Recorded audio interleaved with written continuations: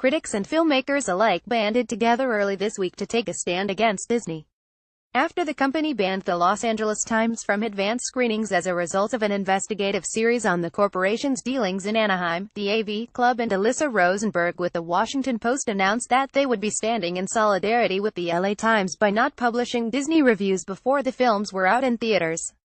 FlavorWire announced that they wouldn't be reviewing Disney movies at all, or writing up its trailers, until the ban was lifted. Then earlier this week on Monday, November 6th, director Ava DuVernay, whose next film, A Wrinkle in Time, is being released by Disney in March 2018, tweeted that she was saluting the film journalists standing up for one another. And on Tuesday morning, a bevy of film critics organizations, the Los Angeles Film Critics Association, the New York Film Critics Circle, the Boston Society of Film Critics, and the National Society of Film Critics, announced that they would be disqualifying Disney films from consideration for their year-end awards until said blackout is publicly rescinded.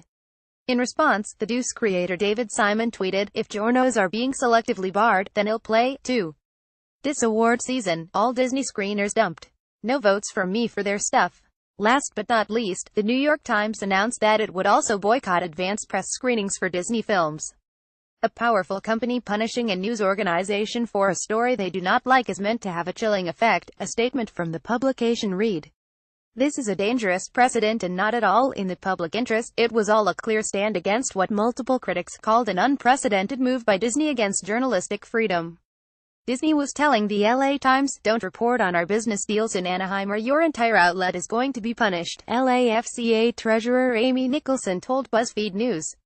"And that's an unprecedented thing to do, and it's worth taking an unprecedented stance." In Disney's initial statement on the LA Times ban, a representative for the company claimed that the Times moved forward with a biased and inaccurate series, wholly driven by political agenda. But following the backlash, Disney announced Tuesday afternoon that it would reverse its decision and lift the ban on the publication. "We've had productive discussions with the newly installed leadership at the Los Angeles Times regarding our specific concerns," Disney said in their follow-up statement. "As a result, we've agreed to restore access to advanced screenings for their film critics. Journalists have been kicked around a lot this year," Nicholson said. "Disney was using this anti-journalism, fake news language that just upset me on a deep core level. Critics are used to being blacklisted or seeing peers blacklisted from certain studios. Usually that happens when a particular review has given a pan to a particular movie, and a studio gets mad at that critic and says they can't come to their screenings," recalled Boston Globe film critic Ty Burr. In fact, according to Nicholson, a lot of critics take a blacklist almost as a badge of honor. But there was a crucial difference here. In this case, an entertainment desk was being punished for an investigative story that came out of another section of the newspaper entirely. It was a clear violation to many in the critics' organizations, who voted swiftly to disqualify Disney from awards until the situation was rectified. 4 critics groups, which is over 100 critics, voting yes on a ban.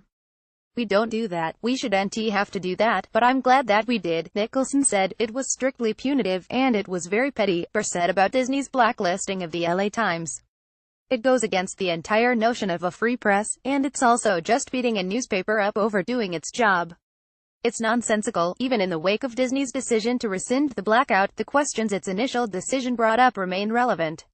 And timing was everything. In a broader sense, it's just a very fragile moment for freedom of the press and for journalists, who need a certain kind of access to do their jobs, NYFCC Chair Eric Cohn told BuzzFeed News. As Burr put it, journalism is being threatened on a number of fronts, including by the Commander-in-Chief.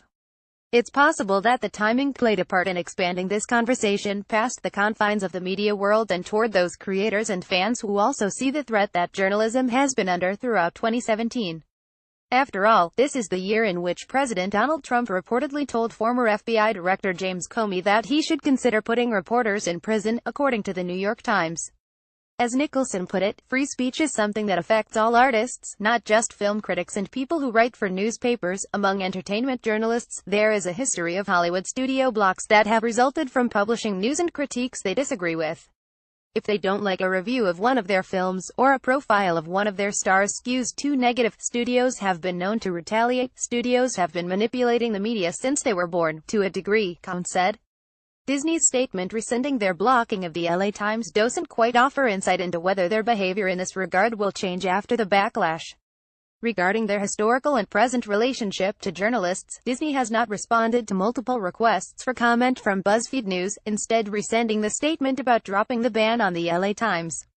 But the message from this particular incident seems clear: barring journalists as punishment for a piece of investigative journalism crossed a bold-typed line. One that many, including one of Disney's own artists, would not stand for. Going forward, my hope is that the studio and other big commercial entities like it recognize that there's a distinction that needs to be made between reporting that you don't like and actions that you can take to prevent it, Cohn said. In 2017 especially, taking out petty squabbles on journalists is a bad look. Disclaimer: BuzzFeed culture writer Allison Wilmore is vice chair of the New York Film Critics Circle. Got a confidential tip submitted here.